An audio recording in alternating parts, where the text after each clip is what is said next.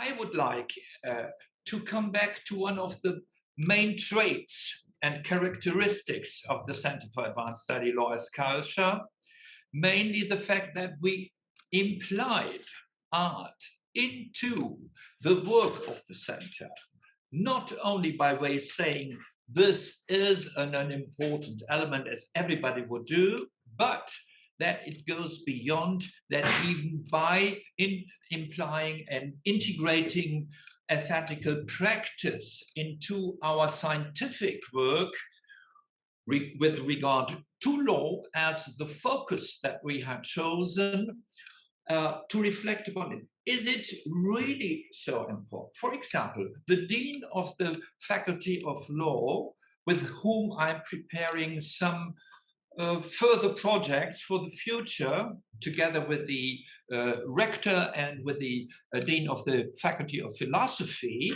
he is very much convinced the arts must be implied. An artist in residence, and Jure Leko in his introduction was just talking about that. Some years ago, it was something a little bit crazy and a little bit, well, we didn't know exactly, and we had a lot of distancing and what are they doing, decorating, etc. But it becomes more and more even an obligatory element of this format of knowledge production. We had from the very beginning Ronte with us, who was completely behind and supported us against sometimes critical voices, even from the side of those who gave the money to the center, etc. So there had been a shift, a change, and that is why I have a double question in mind, and I have to be very clear about that. On the one side, really the experiences, the necessity of bringing law and the arts together, on the one side, and secondly, how could it be improved? How could we come to further insights? And what should be done from the background of the experiences we have? So I will very, very shortly expose and present the presenters of this round table. Patrícia Branco, everybody knows her from in this circle. She is a specialist in courthouse analysis, and she is now, if I see right, let me see that, where she is exactly. She is a researcher at the Center for Social Studies at the University of Coimbra, if I remember well, and this seems to be right. She has changed a little bit her cap, but for the rest, she seems to be absolutely the same lady. Then Maurizio Ferraris, he is a philosopher, as we know, professor of philosophy at the University of Turin, Bonn, and you know everything, editor and columnist for Repubblica. We know about your work. It's wonderful to see you. Thank you so much for being with us. Morag, Josephine Brand, I never know how to pronounce correctly, because it is not only the difficult English one has to deal with, but it's also the different cultural backgrounds that may be behind. She's a teaching fellow at the Reid School of Music, University of Edinburgh, studied music and musicology in Glasgow, London, and Berlin. In the morning, and she received her doctorate from King's College London some years ago. So she is the person who brought music into our debate. And this was something completely new. And I'm still so thankful for that, so grateful, because last year I made a talk about a certain Beethoven and the normative framing of the Beethoven paradigm, because normativity is so important in understanding music, not only by way of the way of notations, of interpretation, of directing, etc. There is an inner connection between law and music, and that I learned it from you. Ronte, as an art historian and former director of the Kunstmuseum Bonn, I'm so happy to see you, and you seem to be rather fine. Good shape. Wonderful to see you. We wanted to see and to talk to one another. I think that's the whole round. Tip show has been presented, and now we can start. And let me start with a very simple question with regard to Patrícia. Courthouse architecture is your subject, as I mentioned before. How much is your courthouse architecture analysis influenced by the general discussion about law and the arts? Do we need law and the arts for understanding courthouse buildings in the sense that you are interested in? Do we need that? Thank you, Professor Gebhardt, first of all, for inviting me to be here in this panel. And it's also very great to see Morag again, and Team Show, and Sabina, and so many other people that I had the pleasure of meeting in Bonn when I was a fellow there from January to June 2015. And I'm really sorry we can't be there because Bonn is so beautiful in the spring. And so it's also a responsibility for me because I'm here as a social legal researcher among a musicologist, an artist, an eclectic legal scholar, a former museum director, a philosopher. And I try to have a critical approach by recurring to an interdisciplinary way of analyzing law in society, law in action, as Roscoe Pound would say, and mostly access to justice. And so in my research, I have analyzed access to law and justice through architecture, through courthouse architecture. And to examine courthouse architecture within a broader theme as access to justice, and to intersect it with the specificity of the family and children jurisdiction implies epistemological, methodological, and practical issues that at the time I started my doctoral research were seen as something really strange. Okay, so first, as you said, like the arts is always seen as something strange in terms of what contribution does it have to give to the law. And so, first of all, it was seen by the jurists in Portugal as something of little importance to the law, but also to my social legal colleagues. They said that courthouse architecture, what does it have to do with access to law and justice? Because we should analyze legal reforms, the cost of procedures, and so on and so forth. You know that. And so I kept on moving. I decided that I had to analyze courthouse architecture in terms of access to justice. And so, as I said, my case study focused on the Portuguese family and juvenile courts.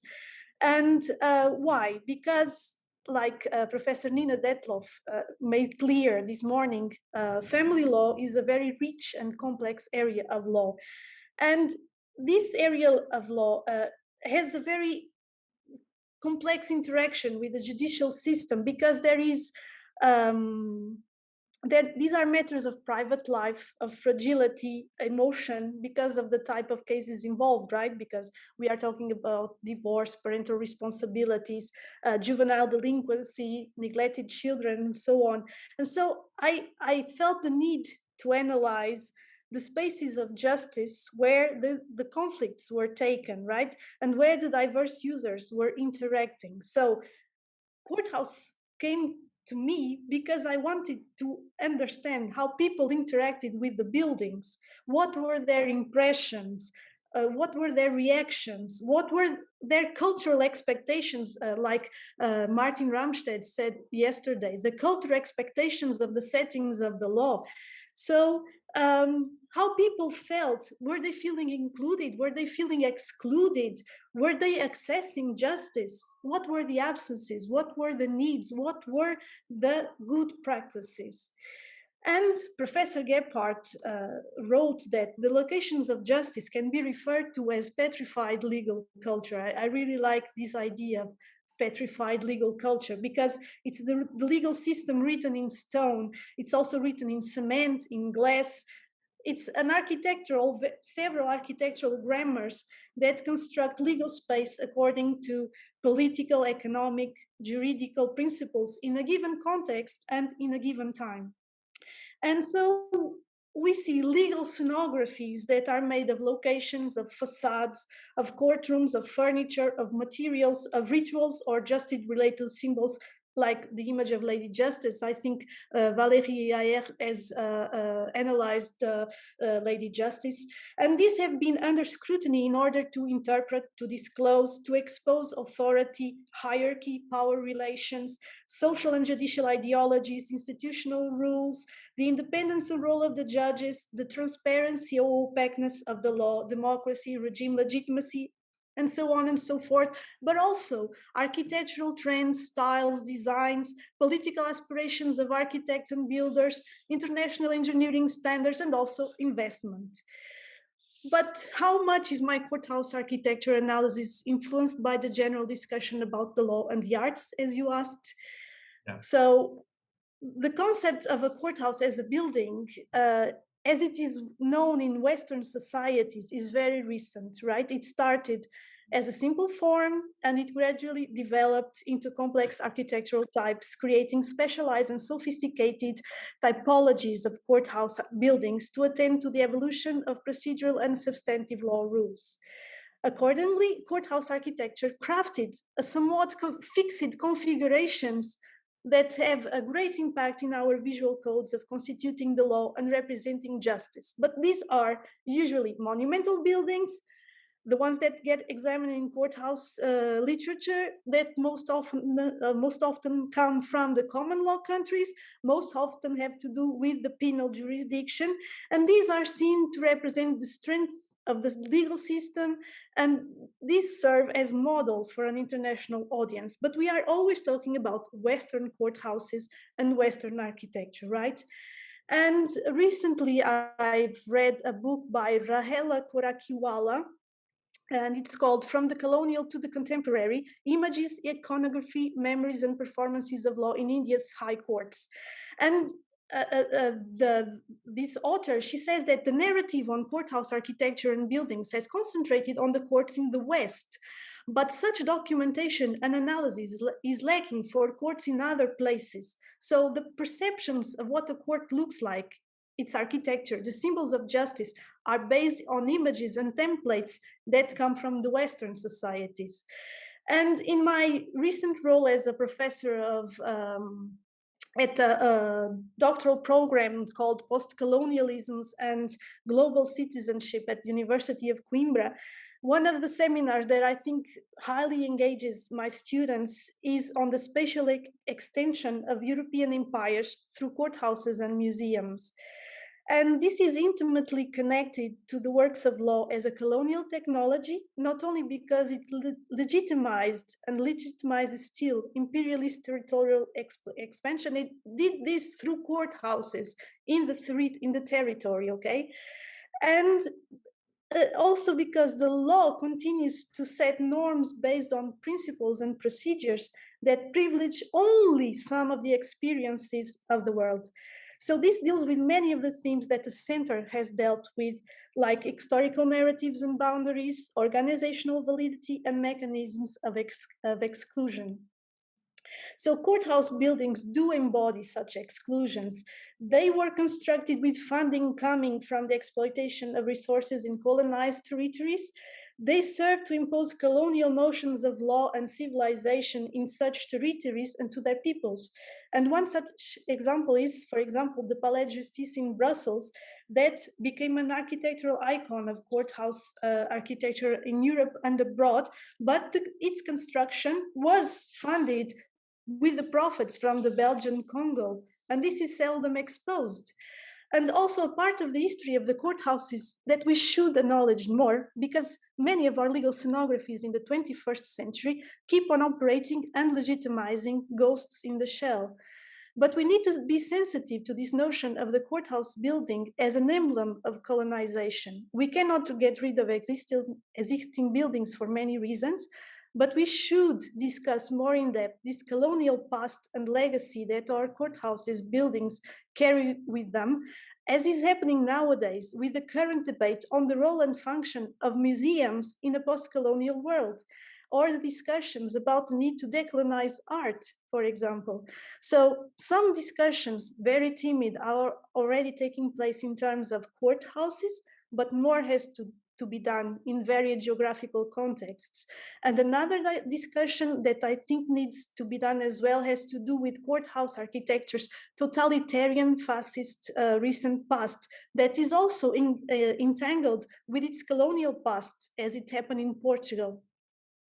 So another thing, and I'm already finishing, I'm sorry if I'm taking too much time, is that legal scenography is also plural, and we should reflect more on the ecologies of spaces that compose our legal landscapes, which means that the courthouse building is but one of those spaces, and we should analyze it as part of a network.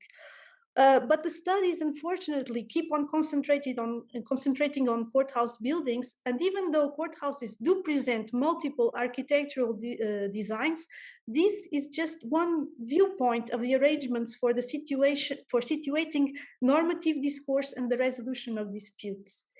And to conclude, I'd like to say that for me, the encounter of law and art should be about restitution, dignity, respect, community inclusion, multiple voices, and access to justice. And I think, for me personally, it's also related to times of cooperation, collegial work, and identity for the community that constitutes Rechtsstaatskultur. And I think this is a legacy that needs to be celebrated. So thank you very much. Thank you so much for this wonderful presentation of your thoughts, of the history, the path you went to, even widen the perspective into a colonial, post-colonial direction and beyond to fascist court architecture. And you would meet in this perspective the interest of Maria Eichhorn, you have understood. And she would make certain, if you would ask her for Portugal to analyze a court building, she will make a piece of art of that. You will see that. Ask her. Perhaps she will be interested. That's possible if she is still with us, but she will listen.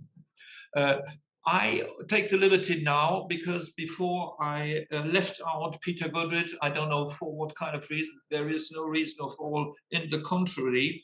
I have two questions to the professor at Cardozo Law School and at Abu Dhabi NYU. Two questions.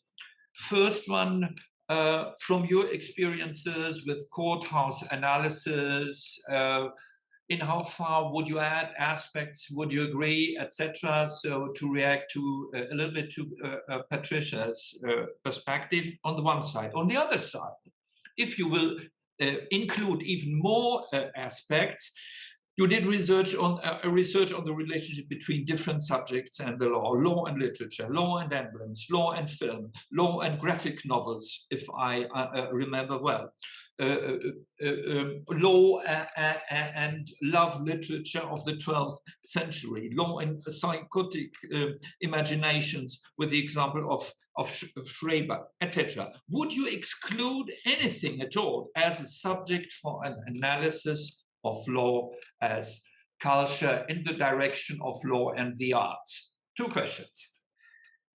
I'll put on my legal face, the persona, and pick up where Tim Shaw left off, which say I have been most intrigued, and this is my answer to the question about architecture as well, about pursuing the question of ordo lex comedium, inverting or expanding, I'll take that off, actually, it's uncomfortable, the ordo lex medium that Régis Debray talks about in terms of his Cours de Médiologie, and twisting it to acknowledging the sense in which lawyers are always clowns, the sense to which, in Quintilian's terms, you are ordered by the great orator to learn language, a comicis, from the comic poets. In other words,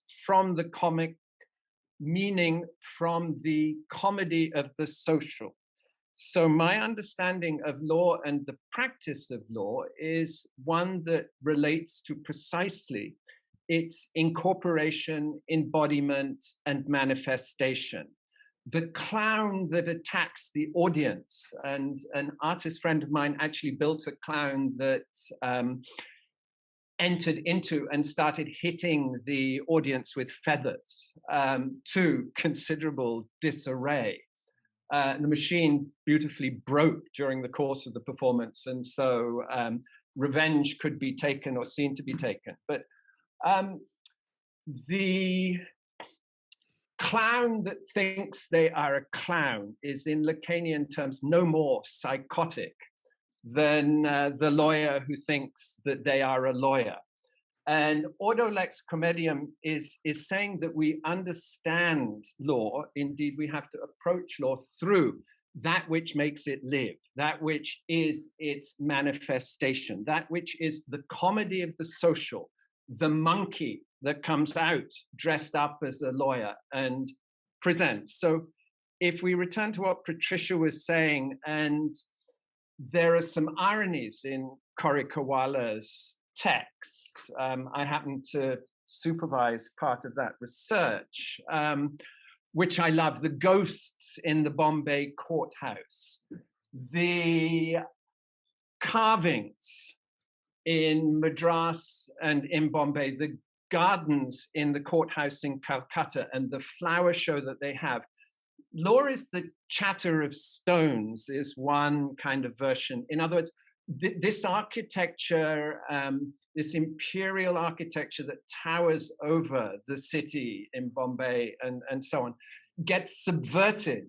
And I think that's perhaps the role of the clown, the role of the monkey with a band over one eye, but not both, is precisely the antinomy, the tension, the tensor between the space, the place, and the occasion of manifestation, and the supposedly or purportedly atemporal monumentalization that slowly gets undone by the resistance of those that inhabit. But of course, to Patrícia's point, the architecture, and particularly of the colonial courts, is to exclude.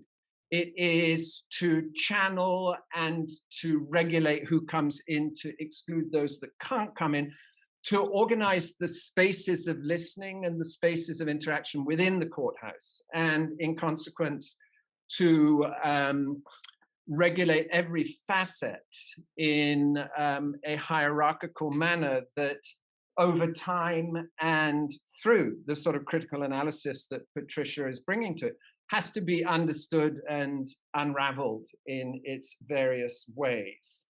So does the clown tell the truth? Is there anything that I would exclude? And of course, from the point of view of performativity, what lawyers do is what law is. What manifests what is performed, the visible, is all there is. Everything else is nothing. And that is the subject matter of religion and not of jurisprudence.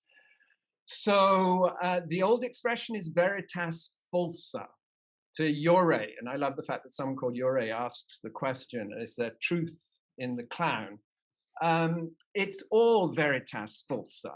But remember that verum and certum in rhetorical terms have very different meanings. The certum is simply the particular, and the particular is always contingent.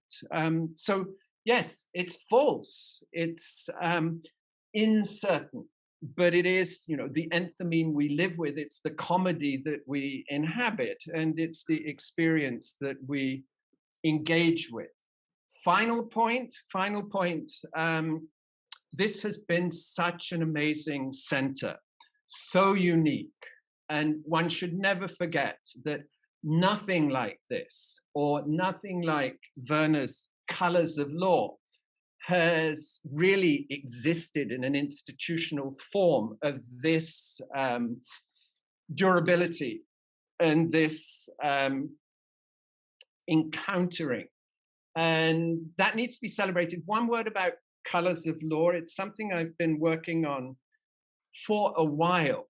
And if you look at the judicial, which is to say effectively the legal use of imagery, and I've studied something like 1,000 images inserted into juridical decisions in the common law world, from Mauritius to Hong Kong, to Australia, to the US, to England. One thing fascinatingly that lawyers and judges never do is address the color of the images, let alone the sound and motion. So evidence is dead. They kill the image by immobilizing it, particularly with CCTV footage. There's a case I've been looking at in which the question in a libel case, curiously, is whether or not the driver of a car behind a car that crashed and killed someone was racing and showing off. And the judge shows in a 130-page judgment something like 30 CCTV stills of a race, as if stills are a good representation of someone racing, let alone of seeing someone showing off, because the defense to libel on the part of the police is that the statement or the representation is true, and this is supposed to show that it's true. What's really fascinating is that the victim is indicated with a blood red arrow in each of these stills. There's a coda to the side. The witness is green and the complainant is yellow, as if that had no meaning or predetermining, prejudgmental or prejudiced feature or control over the manner of viewing. And we see this again and again. I mean, the most recent case from New York is the Warhol screen prints of the artist Prince. Yeah. And these are a photograph which is slightly changed and then screen printed with different colors overlaid. And the court can't see the colors, it only sees the photograph, and therefore Warhol is in copyright infringement. The colors of law, but for Werner Gebhardt, have been lost. Thank you. Thank you so much for your intervention relating to all the topics we are discussing in such a concrete, condensed, and convincing way. Sometimes one has to reread it if it will be written down. But thank you so much for being here. It's such a wonderful, incredible crowd who are allowed only to speak in between 5 and 10 minutes. Normally, it would be completely impossible to have you for a conference without giving you the space for at least 3 hours. I know that. And this is really, you must understand how grateful we are for the fact that you come just for the 5 and 10 minutes talk. And this is especially true also for Maurizio, because he has always the Massimo leader before him, who after 5 hours only came into the real talking fever. But now you have not 5 hours, but in between 5 and 10 minutes to answer a question that goes a little bit beyond the art and law question as such.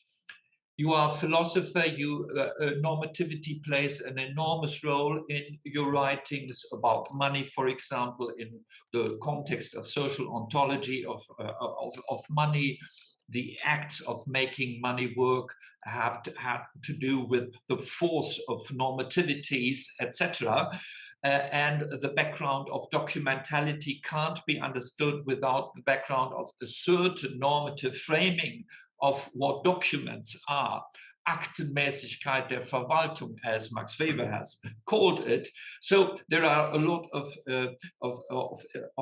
relations in between philosophy and the law. But in a more general sense, because you are also very close to the debates about the logic of art and the ontology of art, how do you think that the arts may really bring forward those nasty scientists and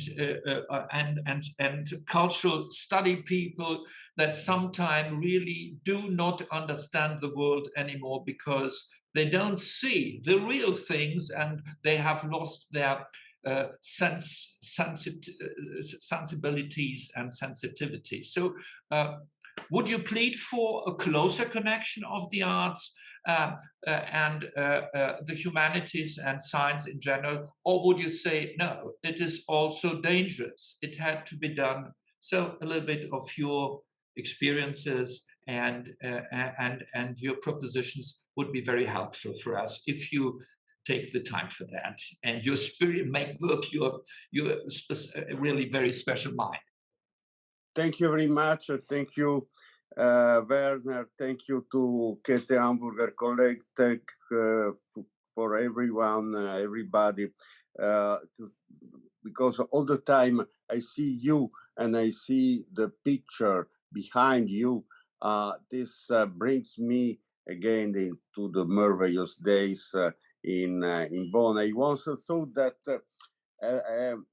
Berlin is a capital split once, was former split in two by a wall, whereas Bonn is a former capital split into two by a railway, which is a fact. But I had in Bonn some precious experience that I suppose I never had in Berlin. I mean, but this is just autobiography and acknowledgement to all I owe to Käte Hamburger and to you, Werner, and the other friends. But coming to your question, of course, if I were Plato, I would answer that no, we should avoid the arts and we should ban the artists from the Republic, and especially from the Käte Hamburger or from any other kind of scientific institution, because the artists simply pretend of knowing the reality, but we know that Homer never guided an army, neither drove a ship, so that how you can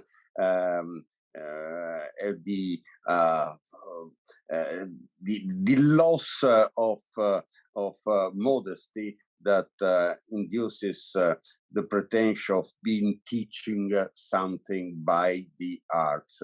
But coming to a closer example, and think about, apologies for the banality, think about the idea of the death of art in Hegel. Of course, usually when you speak about the death of art and you say that but the art never died, so that the forecast was false, etc. The answer is, well, but Hegel was not speaking about the fact that art will disappear from the world, the scene of the world. Simply, it will not, the art will not occupy the highest point, the most advanced point of human spirit, because now science and especially philosophy, of course, since Hegel was philosopher, will take this this avant-garde place. And I said avant-garde because, in fact, also now the avant-garde is still an artistic avant-garde, and the artistic avant-garde guides the spirit and the science exactly as it was at the time of Romantic Jena or at the time of Plato's view. How can I say this? I will only make an example that I believe is in a sense enough vivid to prove what I am saying. Think about the ready-made. The ready-made was invented something like 1 century ago, and the idea is that the artists do not need any more of producing works, but simply to make the context of works that becomes work because they are in a context and because they have consumers, there are people interested in artwork, and so on and so forth. Well, this was 1 century ago. In the new era, and at the time, philosopher was saying that we live in the epoch of the work, the industry, the Homo faber. Apparently, there was a difference between. In the same time, Duchamp make a ready-made. Is not necessary to produce in order to be an artist. And on the other hand, you have Junger saying that all the world will be transformed into an industry, a factory, a place in which people works as Arbeiter. Well, let's look at the situation right now. How is the situation right now? The situation is that automation in the real world, not just in the art world or in the gallery, is increasingly substituting the production of any kind of goods, included the intellectual goods. And we also know that also more traditional form of art can be automated. We all know the example of this Rubens was being painted by an algorithm. So we are no more surprised of the fact that the production and even the artistic production can be automated, which was at the basis, the intuition of the ready-made. Yeah. But exactly like also in the real world, the Homo faber disappeared. But in the real world, exactly like in the ready-made, there is something which cannot be automated. Is not the production of art, but is the consumption of art, the taste, the pleasure, the interest that bring people to art.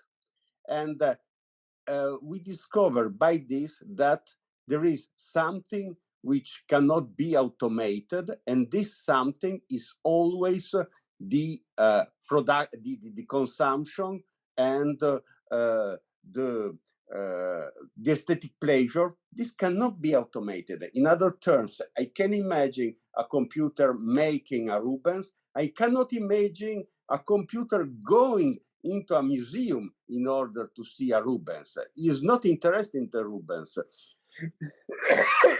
As well as not interested in pizza or in music or in beer. All this is, the beer is dangerous also for the computer, especially dangerous for computer. Well, another anticipation. We are no more interested, not just as producer or consumer, but as producer. We are no more interested as producer of goods. We are interested as producer of values. The whole experience of the web is an evaluative one. You like it, you dislike it, or you make judgment on the restaurant, or you use this and this in order to express. And this is all what is needed by you. The system do not need any more force or alienation or something, but just evaluation. This hyper-evaluative attitude, which was those of the people who go to looking an artwork and those who are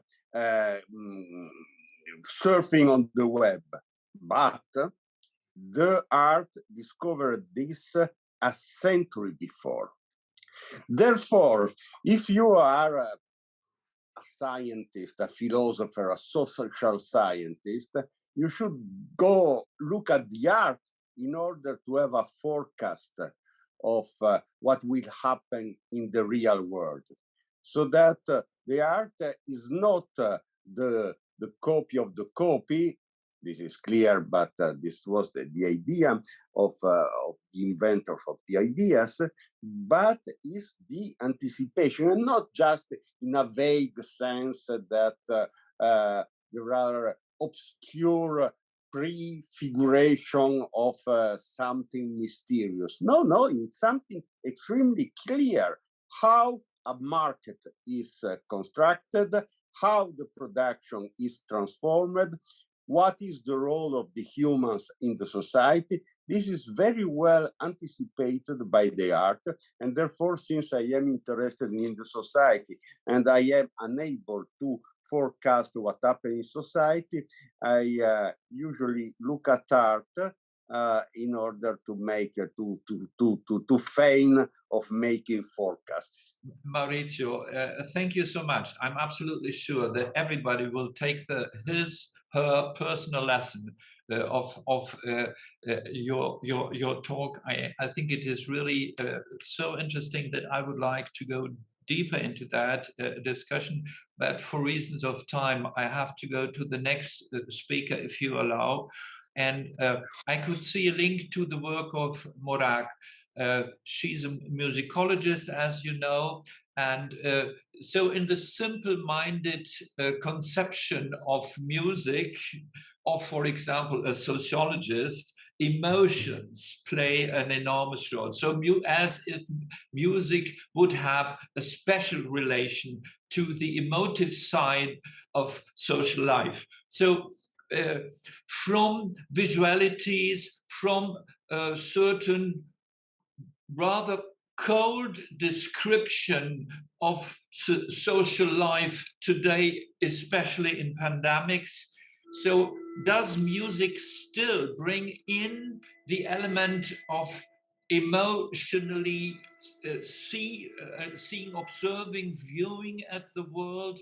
And has this been possible for making more clear that a very fundamental element of the law that especially Peter has always underlined is the emotive aspect of doing law, of being object of the law, of doing crime and punishment, etc. So could you make a relation between those spheres of music, emotionality, emotional background, emotional sphere, and making clear to younger students of the law, for example, that there is an element in their judicial life, in their socialization, professional jurists, that has to do with something that systematically they try to exclude from understanding the world. So this would be my hope for the role of music, but perhaps you would say I have a much more rational view about the role of music in society. Thank you very much. It's a perfect introduction in many ways. I hope that I'm going to be able to satisfy you. Of course, the people that many here present who and the people that I know from the colleague will know a lot of my thinking around this already, yourself included, Werner. But just for maybe for the other people here who don't know my work, maybe just to start off by saying how I approach music as a musicologist, and particularly as a music sociologist, and therefore how I think about the relationship between music and law. So my interest in music and in this relationship with law is not primarily in this idea of music as being an allegory of law, as I know it's often been discussed in legal studies, but musical communication itself is something that is a form of communication, and something that communicates and therefore also helps constitute this, I'm going to say, legality in Greta Olsen's sense, in the way that she discussed legality yesterday as being not just the actual existing normative frameworks of law, but our ideas of good and bad, which themselves are already categories that are laden with emotion and are always used emotionally. I'm particularly interested in music and human rights and in violations of human rights, particularly violations that are founded in discrimination, which for me is the most fundamental principle of human rights, without which the whole project of human rights simply collapses. There is no, if it's not applying to all humans, then it's men's rights, or it's women's rights, or white people's rights, but it's not human rights. So discrimination is really fundamental there. So a lot of the work that I do centres around how music has been used to facilitate direct violence, so direct interpersonal violence, but also the role of music in structural violence and discursive violence, because these themselves are prerequisites for more direct forms of violence. So what I mean by that, for example, is that if you think about so-called hate speech prepares direct violence against individuals by suggesting and building this idea, this cultural idea, that some people are lesser beings who are not entitled to the full protections of formal ideas, but also informal ideas around physical integrity, the right to freedom from violence, and those kind of things. So I'm very much interested in these emotional, these affective aspects of musical communication in numerous different ways, and how this works, how music can emotionally support the performance of acts of violence. And I use that word performance very, very consciously, because the performance, the ritualization of violence, and I think particularly in cases of violence that's sanctioned by the state or similar authorities, such as religious authorities, but also in folk traditions, those kind of things, that ritualization, that performative element is really essential in enabling that violence to happen, in enabling the mental and the moral justification and the sense of distance as well to what is happening, by presenting it not as quote-unquote mindless violence, which is a phrase that we often kind of hear as being somehow particularly bad violence, but as being something that's essential to maintain or restore the natural order. So we have this kind of contradiction of the emotional aspects of performance of music being used to kind of give this idea of the rationality of the violence that is being carried out, because it's being carried out within that ritualized framework. I would like to illustrate this very briefly, if I can, by sharing my screen. I don't know if this is something I'm able to do here. I'll just try it and see what happens. Again, people who have shared my time in Bonn with me. So this is a painting itself from Bonn. This is something that I came across on one of my many museum trips, so it seems very, very appropriate to be showing it. We have here, of course, a representation of the Last Judgment from the early 16th century. And as we would expect in this context, at the centre of this triptych, we have the representation of the judgment and the law through trumpets. Trumpets are very interesting instruments in this regard, because the link between trumpets and authority, and therefore justice, that's something that's very, very ancient, and is also found in a lot of cultures around the world that otherwise seem quite disconnected. So that's a fascinating element on its own. What I find more interesting about this painting, or more useful in terms of what I want to illustrate, however, are two tiny little details that you find further down within this painting. On the one hand, what we have here basically is a representation of the separation between the souls who are going to be redeemed and taken to heaven, and those who are condemned and are being taken to hell.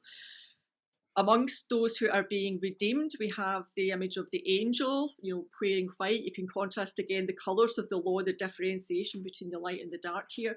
And we see the angel is playing a lute. And the lute in this period, in the 16th and 17th century, was an instrument that had connotations of harmony, of civilization. It was an instrument that was often played by young noblemen as part of their training into being nobles in their society. So it's something that is associated with reason, again through the harmony of the spheres, all of these kind of things, and therefore the good. On the other side, we have a representation of a charivari, a katzenmusik, a rough music, so one of these folk traditions that are widespread around Europe at this time.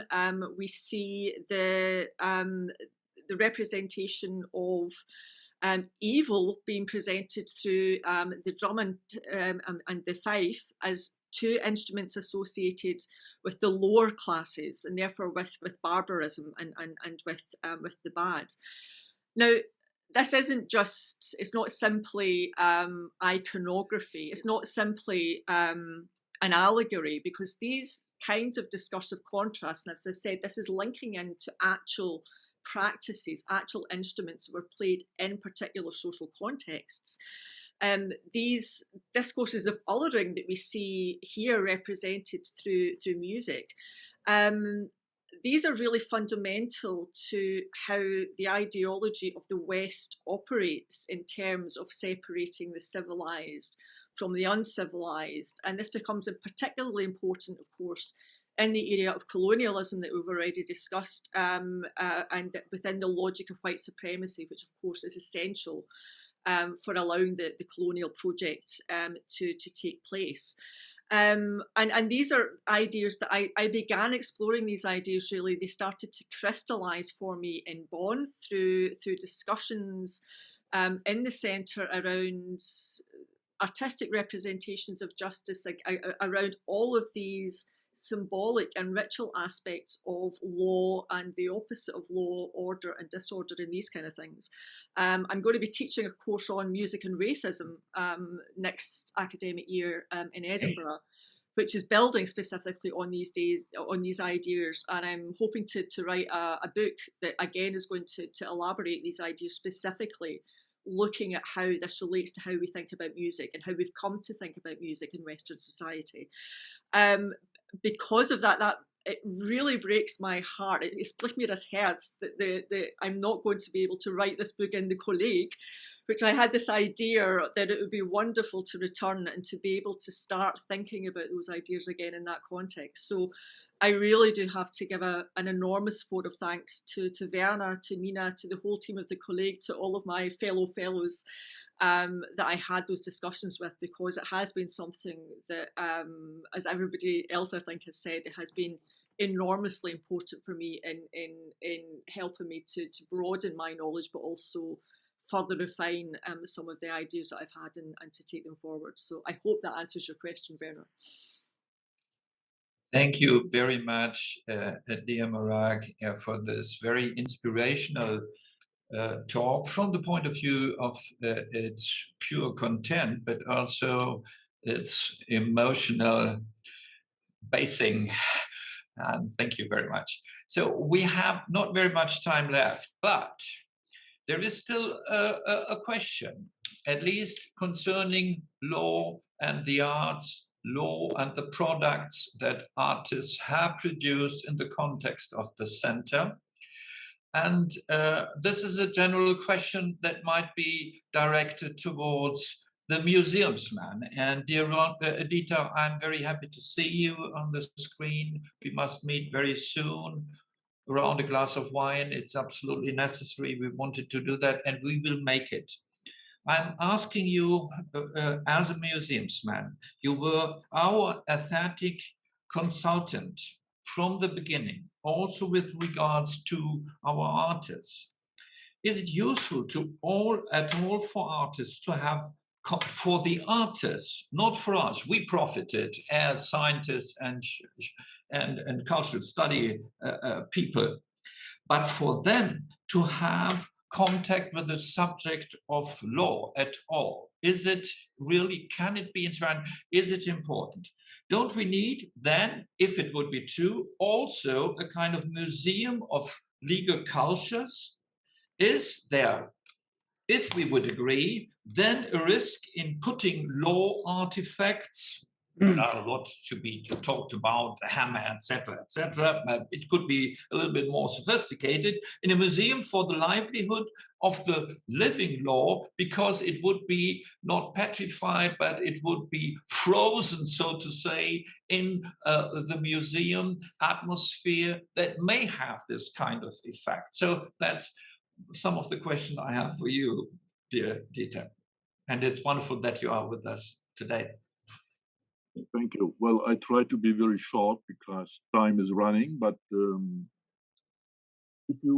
we heard in the last discussion that the language to speak about art became very different.